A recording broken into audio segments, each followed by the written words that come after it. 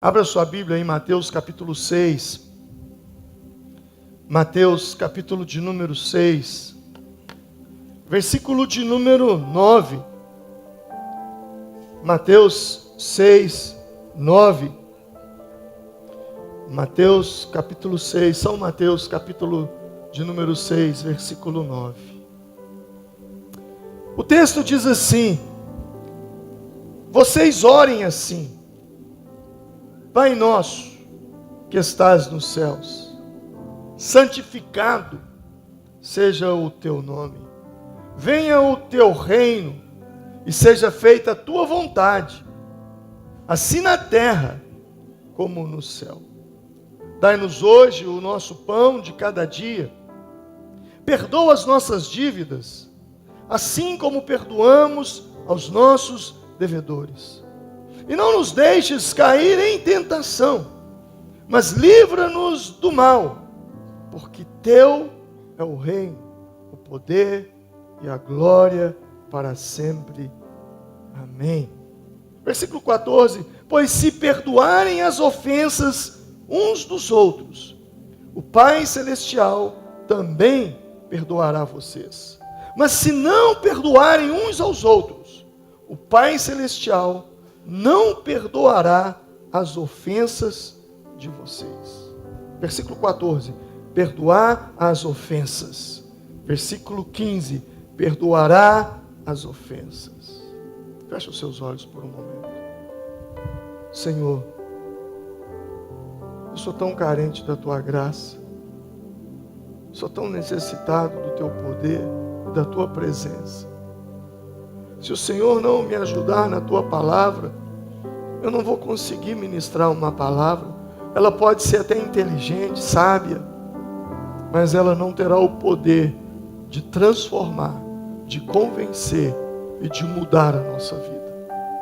Então, entre eu e essas pessoas, que o Senhor se apodere dessas palavras e toque no coração de cada um e faça a tua obra nessa noite, Pai. Em nome de Jesus. Todos digam amém. Amém. O texto final diz, ele diz da seguinte forma, ele fala assim: se vocês perdoarem as ofensas, o Pai Celestial não perdoará as ofensas de vocês, se vocês não perdoarem as ofensas.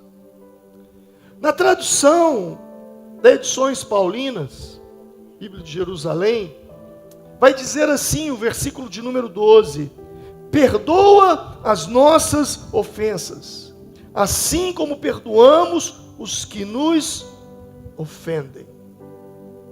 Eu quero falar com você justamente sobre isso nessa noite, sobre ofensa, sobre como lidar com as ofensas. Não é sobre evitar ofensas, não tem como você evitar ofensas, mas tem como você aprender a lidar com elas, de uma maneira bíblica, de uma maneira madura, sem deixar que a ofensa roube a sua paz e principalmente, sem que a ofensa impeça que você cumpra a sua missão na terra, sem que a ofensa impeça que você cumpra o propósito de Deus para a sua vida. E muitas vezes, por não sabermos lidar com a ofensa, nós cometemos erros, e erros que podem decidir o nosso futuro, podem decidir o nosso destino. A Bíblia, ela nos diz sobre isso. Há um livro de John Bevere que diz a isca de Satanás. Ele chama a ofensa de uma isca. Na verdade, a ofensa, ela é como uma armadilha que o inimigo usa para te prender numa área da sua vida, impedindo que você rompa. E nesse livro, e eu recomendo que você leia esse livro, ele traz a palavra ofensa do grego para o português, E a palavra ofensa, ela é traduzida por uma palavra grega que é escandalon, e que originalmente essa palavra escandalon significa que uma parte da armadilha. Então a palavra ofensa, ela significa uma parte da armadilha. A ofensa é uma isca. E se você morder a isca, você será aprisionado numa área da sua vida, ou em várias áreas da sua vida. Quem morde a isca da ofensa, ele é preso, ele é aprisionado, ele fica travado em áreas da sua vida. A sua reação à ofensa define o seu futuro. A sua reação à ofensa define o seu destino. Onde começam as brigas? Na ofensa. Aonde começa o divórcio? Na ofensa. Grande parte das guerras, a ofensa. O que tira sua paz, o que te faz ficar contrariado, o que te faz perder uma noite de sono, o que te faz ficar angustiado e com raiva? Uma ofensa. Ah, mas ele não podia ter falado daquele jeito. Ah, mas ela não podia ter feito daquela forma. Ah, mas não fizeram isso comigo. Quantos de nós estamos presos em uma ofensa? A ofensa, ela rouba a paz e ela impede você de avançar se você não souber lidar com ela. A maneira como você lida com a ofensa, e eu estou sendo muito enfático e até repetitivo, a maneira como você lida com uma ofensa define o seu futuro. A Bíblia nos diz no livro de Juízes, capítulo de número 8, eu preguei há poucos dias atrás sobre isso, que os midianitas estavam atacando os israelitas. E Deus levantou um homem chamado, lembra o nome dele? Gideão. E Gideão se levanta como um homem de Deus e ele chama o povo para a guerra. 32 mil homens compareceram. E Deus disse: há muita gente contigo. Diga que aqueles que estiverem com medo, aqueles que forem covardes, que eles voltem atrás. 22 mil voltaram, ele ficou com 10 mil. E Deus disse: ainda há muita gente contigo, leve-os ao rio, e aquele que beber a água como o cão a lambe, esse o colocará à parte. 9.700 voltaram, ficaram 300. Gideão foi para a guerra, e a Bíblia diz que com 300 homens, ele venceu os midianitas, ele ganhou aquela guerra. Mas há um fato que ocorre, quando Gideão, ele volta da guerra, quando ele volta da batalha, mexeram no texto ali, parece que mudou a referência, não é sobre vocês não, quem mexeu no slide. Mas em Juízes capítulo 8, quando eles voltam para a guerra, isso não é uma referência de Hebreus 12, como está aqui, é uma referência de Juízes, ok?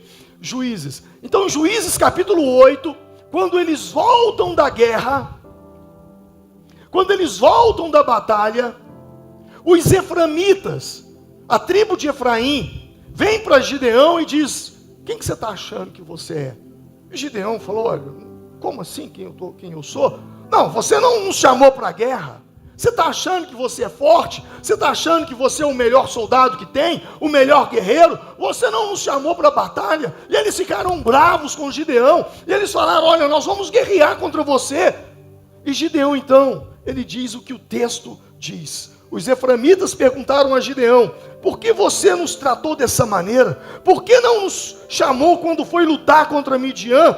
E o criticaram duramente. Ele, porém, lhes respondeu: o que eu fiz em comparação com vocês? O resto da colheita de Efraim não é melhor do que toda a colheita de Abiezer? Deus entregou Oreb e Zeeb, os líderes dos midianitas, nas mãos de vocês. O que pude fazer em comparação com vocês diante disso? E a ira deles então acabou. A Bíblia diz que a ira deles contra ele se aplacou. Presta atenção nisso, irmãos. Gideão vai para a guerra, Primeiro ele tinha 32 mil, Deus manda ele tirar 22 mil, depois Deus manda ele tirar 9.700, ele foi com 300. Ele venceu a guerra. Quando ele volta da guerra, a tribo de Efraim chega para ele e diz assim: quem que você está pensando que você é, cara? Quem que você está pensando? Você desfez de nós. Você desfez de nós, você não nos chamou para a guerra. E Gideão falou assim: calma, gente, calma.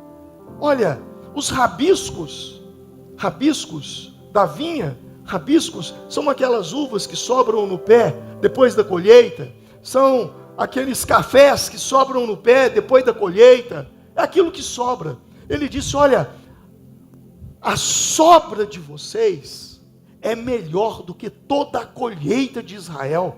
Vocês são bons demais. Se vocês tivessem ido comigo para a guerra, não teria nem graça. Nós teríamos acabado com os midianitas de uma maneira assim muito rápida, de modo que nem as pessoas iam reconhecer que foi Deus que nos deu a vitória. Quem está entendendo? Ele disse, ao invés dele se sentir ofendido, o que ele fez com a ofensa? Calma, vocês são muito espertos, vocês são muito fortes. Então eu não chamei vocês por causa disso. E então eles se acalmaram. Passado um tempo, no capítulo de número 12, acontece uma outra batalha. Só que agora já não é mais Gideão. Agora é Jefté, que está à frente do exército. Era uma guerra contra os amonitas. E Jefté então conclamou a todos os exércitos de Israel, a todas as tribos que fossem para a guerra. Porém, a tribo de Efraim não foi. A tribo de Efraim é mais ou menos aquele tipo de gente que vê você custando a carregar um móvel, mas não te ajuda. E aí depois diz para você: por que você não me chamou para te ajudar? Entende? E aí Jefté vai para a guerra. Os eframitas não vão para a guerra. E Deus usa Jefté, e há uma guerra, e há uma batalha, e há uma vitória. Só que agora não é mais Gideão morreu. Agora é Jefté. E quando Jefté volta, olha o que a Bíblia diz: Gileade tomou os locais de passagem. Aliás, e aí quando o Jefté volta, os eframitas vão até a ele e diz assim: por que você não nos chamou para a guerra? Por que você não nos convocou? Você está pensando que você é forte, que o seu exército é poderoso? Nós vamos acabar com você. Sabe o que Jefté fez? Então vocês vão acabar agora. E chamou todos os exércitos contra Efraim. E aí é o que a Bíblia diz: Efraim fugiu. Gileade tomou os locais de passagem do Jordão para Efraim. E quando qualquer eframita que tentava escapar dizia: deixe-me atravessar, os homens de Gileade perguntavam: você é eframita? Se respondesse que não, diziam: então diga Shibolete. Se dissesse Sibolete, por não conseguir pronunciar corretamente a palavra, agarravam-no e matavam-no nos locais de passagem do Jordão. E 42 mil eframitas foram mortos naquela ocasião. Deixa eu contar essa história para você entender melhor. A mesma coisa aconteceu com Gideão, aconteceu com Jefté. Só que a atitude de Gideão, lembra qual foi?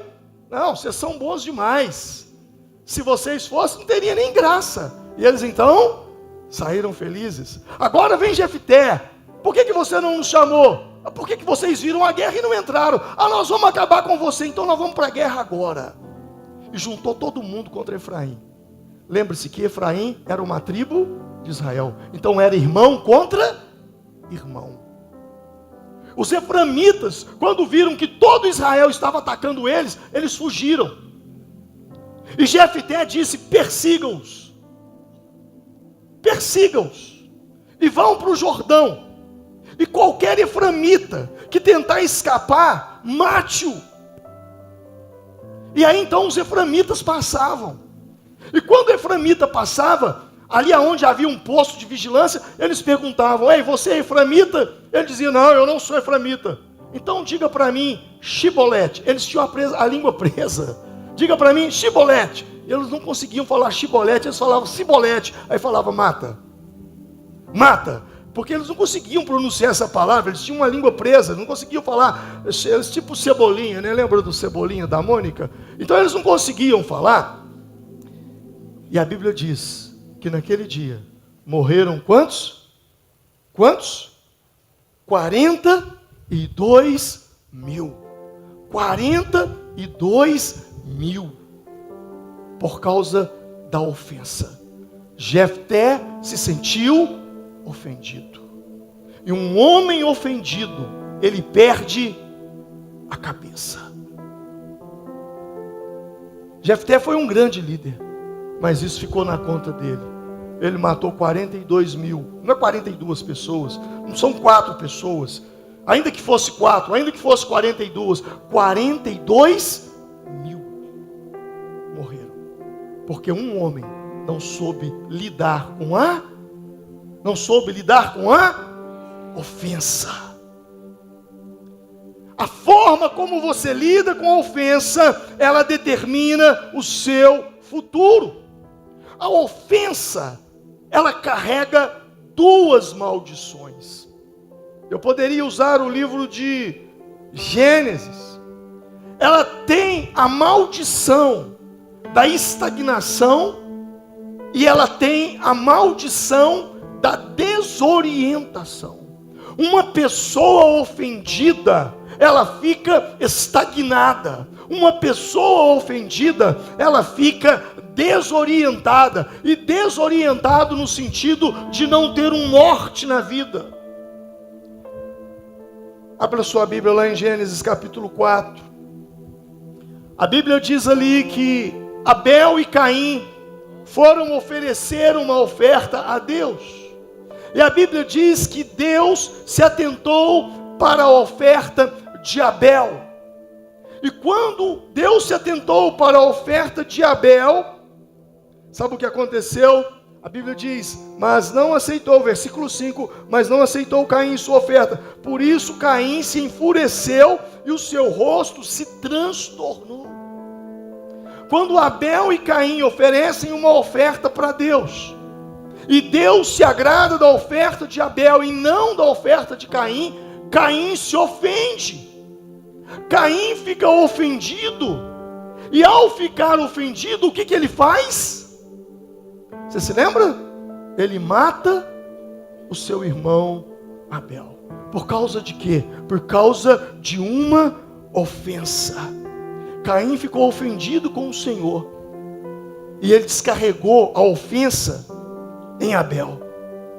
Caim atraiu aquilo que ele mais temia. Ele temia ser rejeitado por Deus, e ao matar Abel, ele é rejeitado por Deus. E existem pessoas que se sentem ofendidas. Agora, a pergunta é: alguém ofendeu Caim? Não. Mas ele se sentiu ofendido. Uma coisa é alguém te ofender.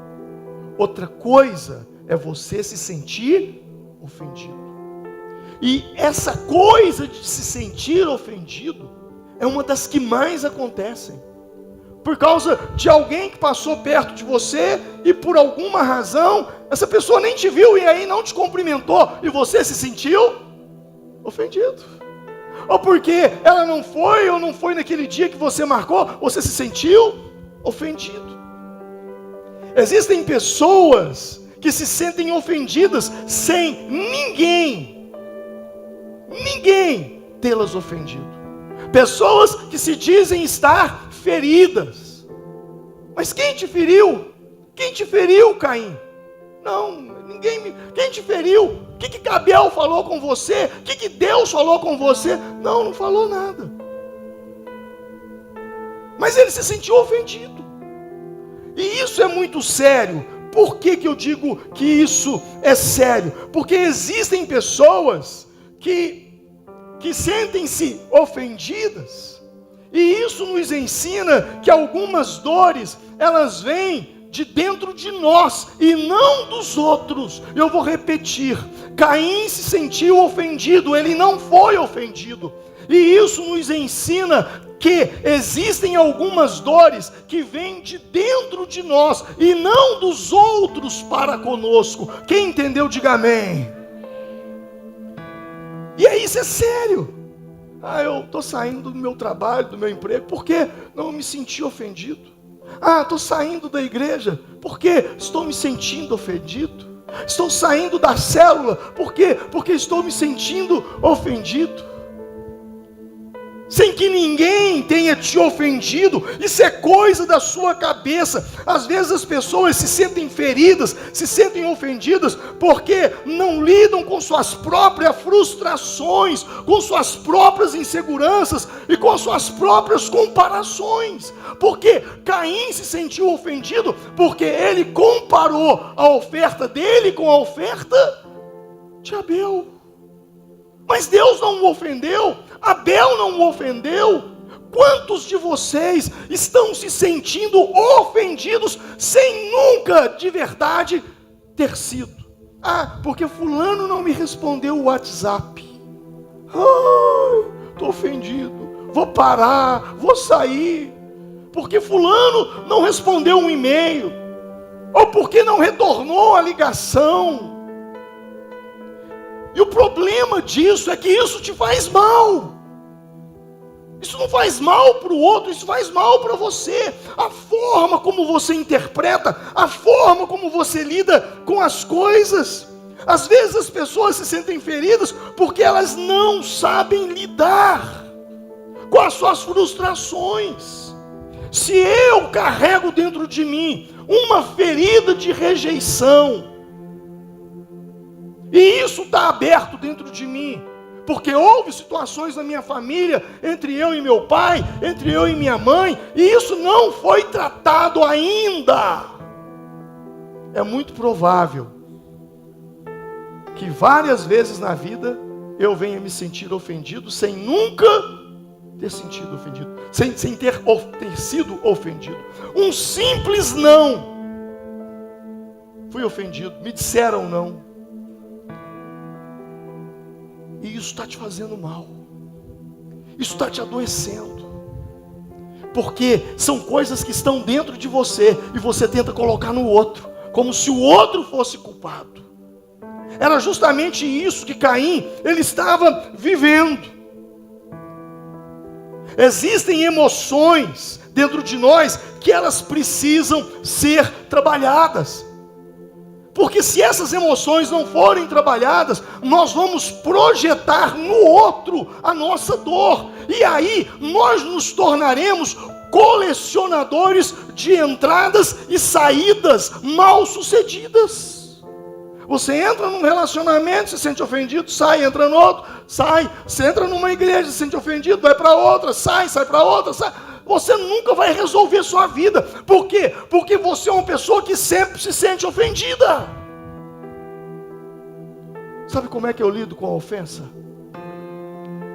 Eu posso explodir na hora, e o meu temperamento talvez venha aflorar, mas é na hora. Depois eu trago a minha consciência. Isso não me faz bem. E por outro lado, ouça o que eu vou te dizer. A ofensa, para mim, eu não estou falando para você, para mim, ela é como um termômetro que mede o nível da minha arrogância. Quanto mais ofendido eu me sinto, isso é sinal que eu estou sendo muito arrogante. Porque quem de fato se humilha na presença de Deus, quem de fato se derrama na presença de Deus e diz: Deus, eu não presto, Deus, eu não valho de nada, Deus, as minhas justiças são como um trapo de imundícia, Deus, tem misericórdia de mim, Senhor, tem misericórdia de mim, porque eu sou um pecador, eu sou um miserável. Se não for a tua presença, se não for a tua graça, Senhor, eu não sei o que é da minha vida. Gente que entra na presença de Deus e se humilha na presença dele, quando é humilhado pelos homens, ele diz: não, isso aí é leve diante do que eu confessei para o meu Senhor agora há pouco. Quem está entendendo? Agora, se você não se abre, se você não se rasga, se você não se derrama, se você não se entorna na presença de Deus, se você não vomita tudo que está dentro de você, o seu ego, o seu egoísmo, o seu orgulho, a sua arrogância, as suas vaidades, provavelmente que você é o tipo de gente que se ofende por qualquer coisa. Gente que se ofende por qualquer coisa é gente arrogante. Porque o humilde, e quanto mais humildade ele tem, mais dificuldade ele tem de se sentir ofendido. Você vai chegar nele e vai falar: oh, mas você não viu o que eles fizeram com você? Você não viu o que eles falaram de você? Ele vai falar: não, você ficou doido. Não, não é isso que eles quiseram dizer, não. Não, mas eu estava lá e eu vi. Você foi humilhado. Não, não foi não. Aquilo não é... Quem está entendendo? Agora, para quem não tem humildade e a arrogância está sendo arrotada, até onde não tem humilhação, ele vê humilhação. Aonde não tem ofensa, ele vê ofensa. Por quê? Porque o tempo todo ele precisa de aprovação. Então ele quer se comparar com os outros. Ele vive com Caim. Por que Caim caiu? Porque ele se comparou com Abel. Ele fez uma comparação com Abel. Ele fez uma comparação da oferta que ele levou com a oferta que Abel levou. Gente que vive na arrogância é gente que vive o tempo todo se comparando com os outros. E o pior, vive competindo com os outros. Há muitos anos eu tomei uma decisão de competir comigo. Eu preciso ser amanhã, segunda-feira, bem melhor do que eu sou hoje, domingo. E na terça eu preciso ser melhor do que eu vou ser amanhã. Se você compete com você, essa é a melhor competição que você pode ter na sua vida. Posso ouvir um amém? Aí quando eu digo que carrega duas maldições, quais são elas? A primeira, olha o que a Bíblia diz, em Gênesis capítulo 4, versículo 12.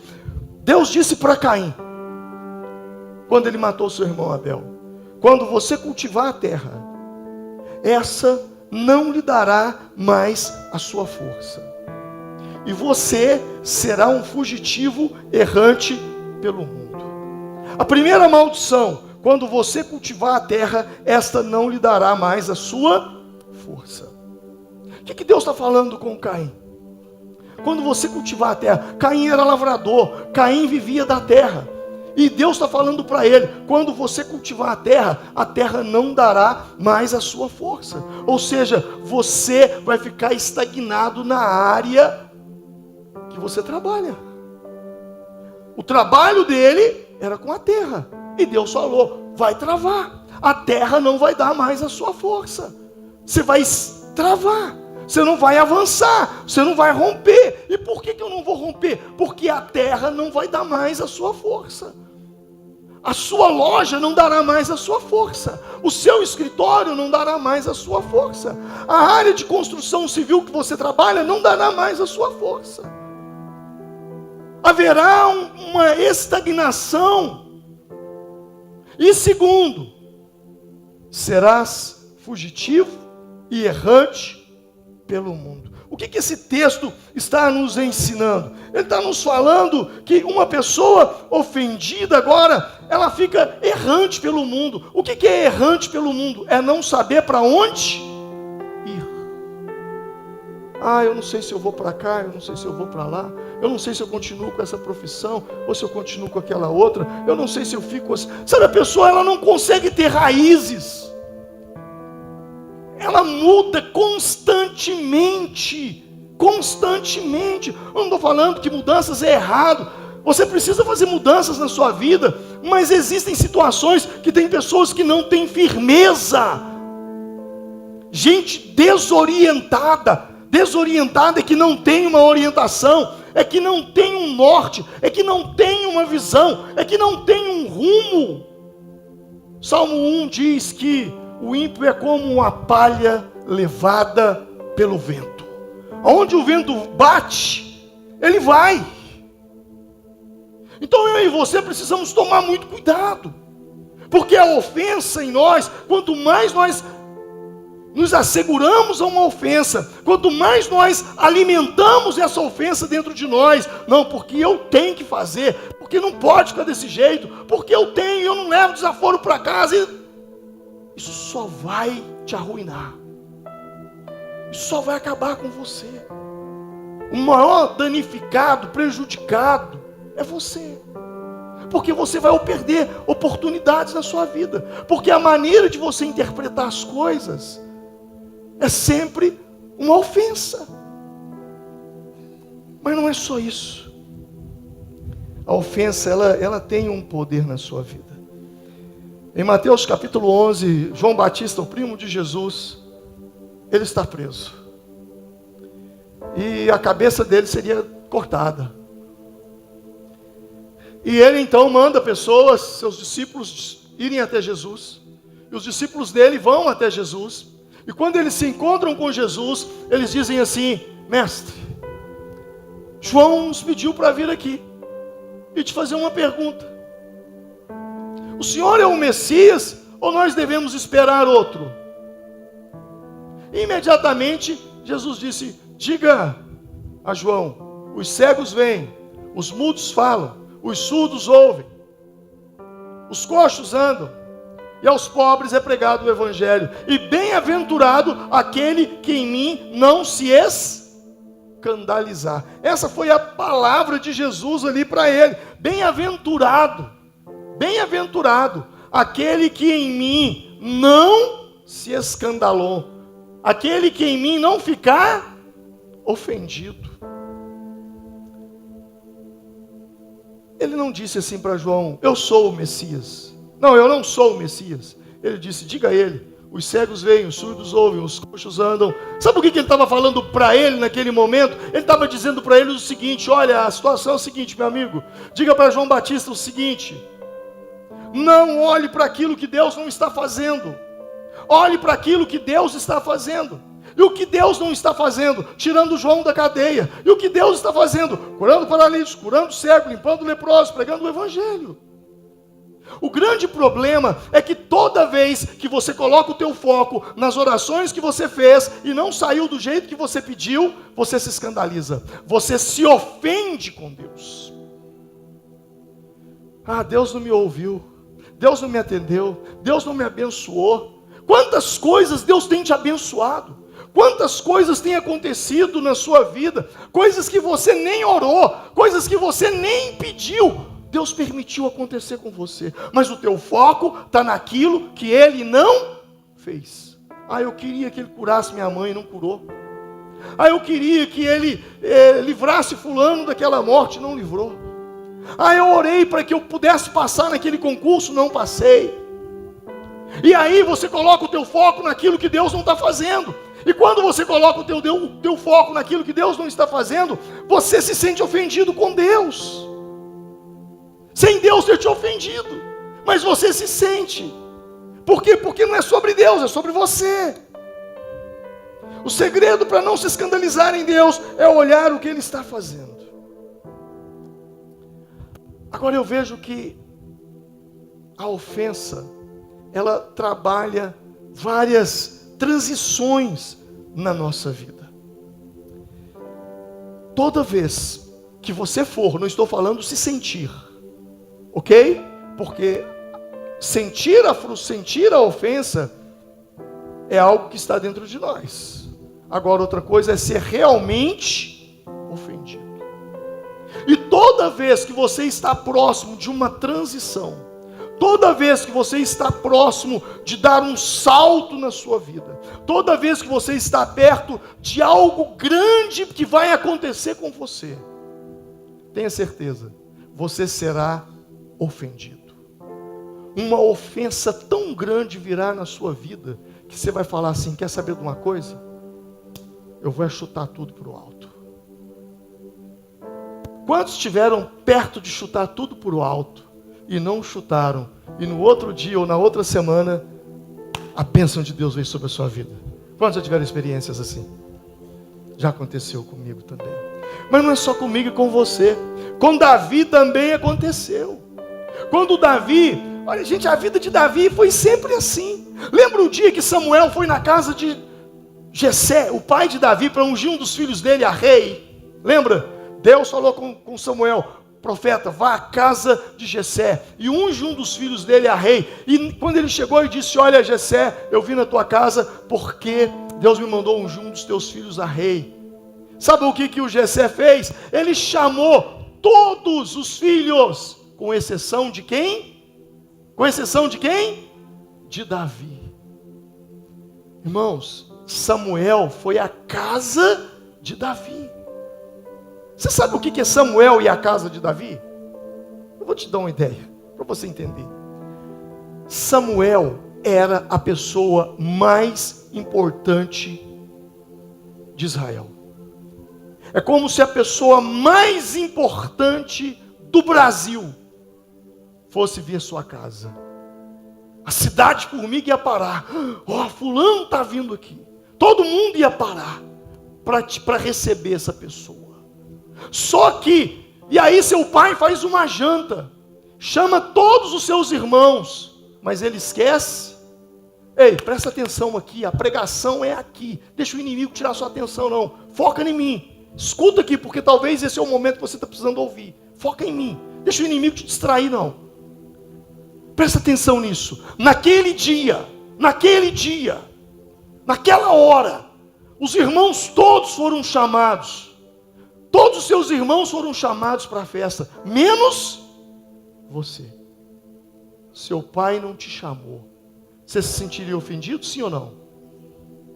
Davi tinha tudo para se sentir ofendido. Ele ficou lá no canto. E aí, Deus diz, unge. E quando passa Eliabe e Abinadab, Samuel diz, é esse aqui que é o rei. E Deus diz para Samuel, você olha para a aparência, eu olho para o coração, não é esse. Jessé, cadê seus filhos? Não, estão aqui, todos. Não, está faltando um. Mas quem? Não, esse não tem nem chance. Quem é o Davi? Ele está lá no pasto. Então, traga ele. Enquanto ele não chegar, nós não vamos sentar à mesa para jantar. E quando Davi chegou, Deus disse para Samuel, eis o rei de Israel na tua frente. Está entendendo o que eu estou falando? Diante de uma grande vitória, vem antes uma grande ofensa. E agora ele vai levar lanche para os irmãos, porque Golias está ameaçando o exército. E quando ele chega ali, Samuel capítulo 17, e ele pergunta, qual é a recompensa? O que vai acontecer para quem vencer Golias? E Eliabe, então o irmão mais velho, ouve Davi falando com os soldados, e ficou muito irritado com ele, e perguntou, por que você veio até aqui? Com quem você deixou aquelas poucas ovelhas no deserto? Eu sei que você é um presunçoso e que o seu coração é mau. Você veio aqui para ver a batalha. Naquele momento, irmãos, Davi recebeu uma crítica. Você veio aqui foi para zombar, você veio aqui foi para rir de nós. Com quem que você deixou aquela meia dúzia de ovelha insignificante lá no deserto? Naquele momento, Davi poderia ter falado o seguinte, quer saber de uma coisa? Eu vim aqui foi para trazer comida para vocês, mas pode ficar aqui, jogar no chão e falou, eu vou embora. Mais uma vez ele foi ofendido. E o texto diz, sabe o que ele faz? Ele vira o rosto e pergunta para o outro. E o outro diz, olha, é isso, então eu vou para a guerra. Ele vai para a batalha. A vida de Davi foi marcada por ofensas e vitórias, ofensas e vitórias, ofensas e vitórias. Quando eles voltam de uma guerra, agora ele já é o homem que venceu Golias. E as pessoas, elas iam para a entrada da cidade para celebrar a volta dos guerreiros. E quando eles voltam, as mulheres então pegaram os tamborins e começaram a cantar. E a música era assim: Saul, rei, feriu milhares. Davi feriu o quê? 10 milhares. Quando Saul ouviu aquela música, alguém estava ofendendo Saul? Não, mas ele se sentiu ofendido. O perigo não é quando alguém te ofende. Aliás, você pode até se sentir ofendido, mas você não tem o direito de ficar ofendido pro resto da vida. Saul se ofendeu. Ele sentiu-se ofendido, porque as pessoas estavam homenageando Davi. Aqui tem uma chave, hein? Cuidado. Se o sucesso do outro te incomoda, tem alguma coisa errada com você. Se alguém do seu ramo de trabalho, se alguém da sua profissão, se alguém começa a decolar e você não decola, ao invés de você usar da inspiração daquele e falar, eu preciso aprender com ele, você começa a dizer, não, fulano está assim porque faz isso, porque faz aquilo outro, porque faz aquilo outro. Cuidado, porque isso aí é o início de uma inveja. Uma coisa é eu olhar para a pessoa e falar, cara, eu tinha vontade de ser como ele. Isso não é inveja, isso é inspiração. Passado aquele dia, Saul começou a perseguir Davi e falou, eu vou te matar. Davi fugiu, foi para o deserto, foi para a Filístia, voltou, foi para a caverna de Adulão, encontrou 400 homens que estavam foragidos ali. E Davi se fez chefe deles, a Bíblia diz isso. Davi se fez líder deles. E aqueles homens então passaram a andar com Davi, a caminhar com Davi. E Saul perseguindo, e eles fugindo o tempo todo de Saul. Saul com um grande exército para matar Davi e aqueles 400 homens. E um dia, havia uma caverna. Davi se escondeu lá e os seus homens. Saul e o seu exército não sabia. Eles estavam cansados. E Saul disse, eu vou dormir um pouco. Vocês ficam de guarda. Só que os guardas dormiram. E os homens disseram, rei Davi, Saul está dormindo. É a hora de você se vingar e matá-lo, porque Deus entregou ele nas suas mãos. Davi pega a espada e vai até Saul. Só que quando ele chega lá, ele não mata Saul. Ele corta o vestido, o manto de Saul. E os homens de Davi dizem, o que você está fazendo? Deus está te entregando nas suas mãos, acaba com a vida dele agora. Davi disse, louco, jamais eu faria isso.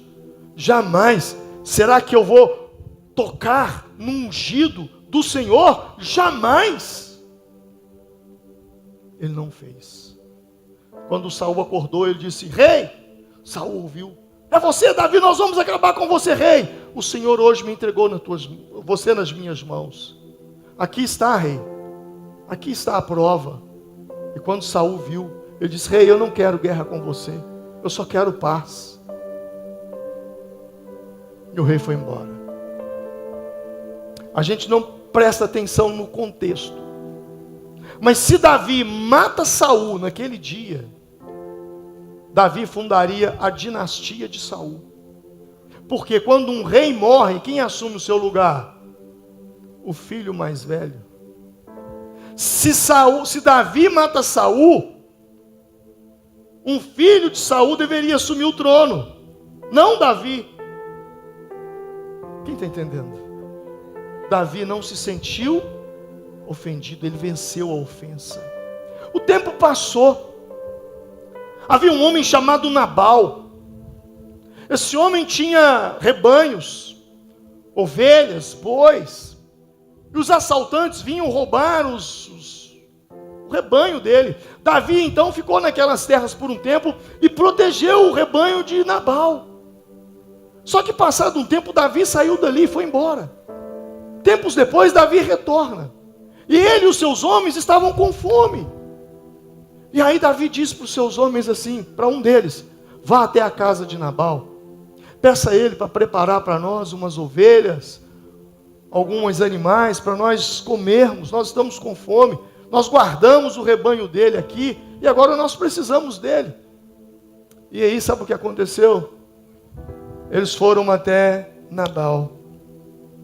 Nabal, Davi mandou vir aqui, pedir para você dar uma comida, dar água para nós. Nós guardamos o seu rebanho, protegemos vocês. E Nabal então respondeu ao servo de Davi, quem é Davi? Quem é esse filho de Jessé? Muitos servos estão fugindo de seus senhores hoje em dia. Por que deveria eu pegar o meu pão, pegar a minha água, pegar a carne dos meus animais que abati para os meus tosqueadores e dá-los a homens que vêm não se sabe de onde? Quando esse homem sai dali e volta e diz, Davi, foi até Nabal. E aí, quantas ovelhas que ele vai mandar? Quantos bois que ele vai mandar? Ele falou que não vai mandar nada. E ele mandou te dizer isso, isso e isso. Irmãos, naquela hora o sangue de Davi subiu. Porque mais uma vez ele foi ofendido. Imagina, você protege, você dá a sua vida para proteger o outro. Agora você precisa de uma comida, de pão, de água, e o outro não te dá. Davi passou a mão na espada, chamou os seus homens e falou: vamos acabar com a vida de Nabal, vamos destruir tudo que não vem pela frente. E eles então saíram como um exército organizado. Só que Nabal era casado com uma mulher, que a Bíblia fala assim, que a mulher sábia edifica a casa, e a tola destrói com as mãos. Ele era casado com uma mulher chamada Abigail. E quando Abigail ouviu a resposta do seu marido, ela chamou os servos e disse: não, matem agora as ovelhas, matem agora o bezerro, preparem pão, as mulheres amassam aí a farinha, porque nós vamos levar comida para Davi. Sem que o seu marido soubesse. E ela então saiu à frente e foi ao encontro de Davi. Davi vinha com olhos no sangue, sangue nos olhos. Sabe aquela pessoa que está com raiva, faca nos dentes, eu vou acabar, eu vou destruir, e de repente eles têm um encontro. Davi, o que foi? Eu vejo cavalos, vejo algumas pessoas, e de repente vem uma mulher liderando aquela caravana, chamava-se Abigail. E olha o que ela disse, quando ela encontrou com eles, aqueles homens com raiva: por favor, perdoa o quê? Perdoa o quê? Perdoa o quê? A ofensa da tua serva. O Senhor, Deus, o Senhor, certamente fará um reinado duradouro para ti. Pois você, Davi, trava as batalhas do Senhor. E em toda a tua vida, nenhum mal se achou em ti. Mesmo que alguém o persiga para tirar-lhe a vida do meu Senhor, a sua vida, Davi, estará atada com segurança, como um feixe dos que vivem no Senhor, o seu Deus. Mas a vida dos teus inimigos, Ele a lançará para longe, como se fosse atirada por uma atiradeira. Numa outra tradução vai dizer, por uma funda.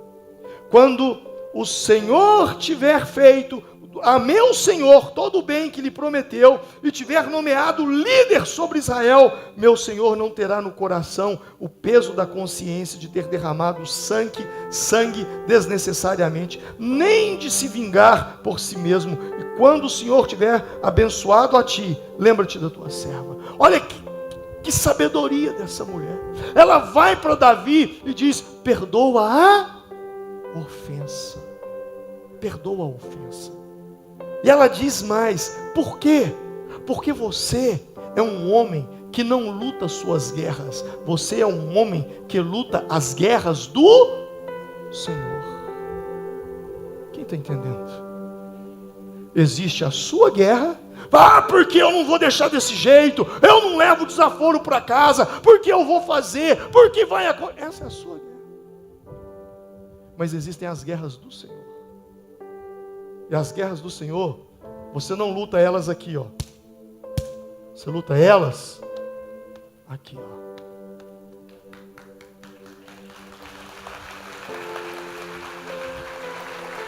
O seu assunto é com Deus.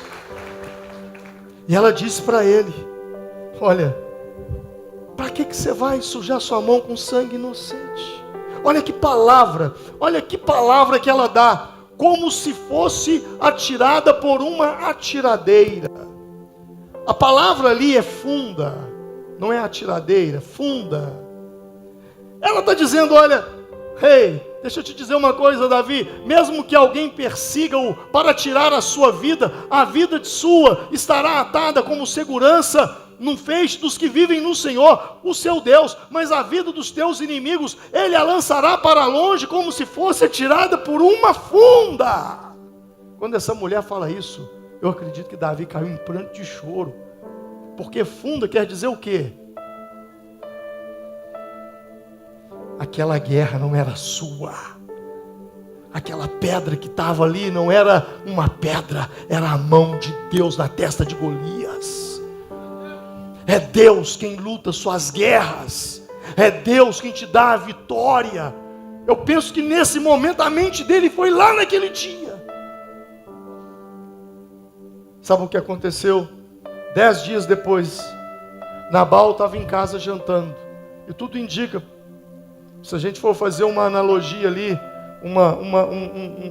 ver o laudo da morte dele, ele morre ali, ele sofre um infarto sentado na mesa de jantar. E Abigail, o que aconteceu com ela? Casou com Davi, dançou. Quem ofende, dança. Quem sabe lidar com ofensa, prospera, rompe. Deus abençoa a vida dessa pessoa de uma forma poderosíssima. Poderosíssima. Sabe, irmãos, a Bíblia diz em Efésios capítulo 4, quando vocês ficarem irados, não pequem. Apaziguem-se a ira antes que o sol se ponha, e não deem lugar ao diabo. Numa outra tradução diz: irai-vos e não pequeis. Não deixe o sol se pôr sobre a vossa ira. Não deis lugar ao diabo. Irai-vos e não pequeis. Você pode até no momento alguém te ofender e você ficar irado, mas não deixa não deixa o sol se pôr sobre aquilo. Porque quando o sol se põe sobre aquilo, você dá lugar ao diabo. A palavra lugar aí em Efésios, quer dizer topos, de topografia. É um espaço, é uma área. Quando você deixa a ofensa entrar no seu coração, você está dando lugar ao inimigo. Por isso trava tudo na sua vida. Quero saltar aqui e ir lá para Hebreus capítulo 12. Hebreus capítulo 12, versículo 15. Diz assim: cuidem que ninguém se exclua da graça de Deus, que nenhuma raiz de amargura brote no seu coração e cause perturbação, contaminando a muitos. O texto diz: cuide que ninguém se exclua da graça de Deus. O texto não está falando que Deus vai te excluir da graça. O texto está dizendo é que você se exclui. E quando você se exclui, quando raiz de amargura brota dentro de você. E qual é a origem de uma raiz de amargura? Qual? A raiz de amargura, a origem da raiz de amargura é a ofensa. Você se ofendeu, ficou ofendido, e aquilo gerou uma amargura dentro de você. E aí eu quero concluir com Hebreus 12, 2. Que eu não tenho que olhar para o homem, eu tenho que olhar para Jesus. E o texto diz, olhando para Jesus, autor e consumador da fé, o qual pelo gozo que lhe estava proposto, suportou a cruz, desprezando a afronta, e assentou-se à destra do trono de Deus. Olha o que o texto está dizendo, que eu e você devemos olhar para Jesus, porque Ele, Jesus, é o autor e consumador da nossa fé, o qual pela alegria, pelo gozo que lhe estava proposto, suportou a cruz, desprezando a afronta. Diga comigo, desprezando a afronta. Diga comigo, desprezando a afronta. Quando você olha para o autor e consumador da sua fé, quando você olha para Jesus e procura viver uma vida pautada nos ensinamentos das Escrituras Sagradas, você despreza a afronta. O que é desprezar a afronta? É desprezar a ofensa. Você despreza a ofensa. Pastor, fui extremamente ofendido. Jesus sabia, ele desprezou a ofensa. Por quê? Porque ele sabia que ele se assentaria à destra do trono, antes de você conquistar antes de Jesus conquistar a destra do trono, antes de você conquistar aquilo que é o objetivo da sua vida, que é o propósito da sua vida, antes disso acontecer, lembre-se, haverá uma grande afronta.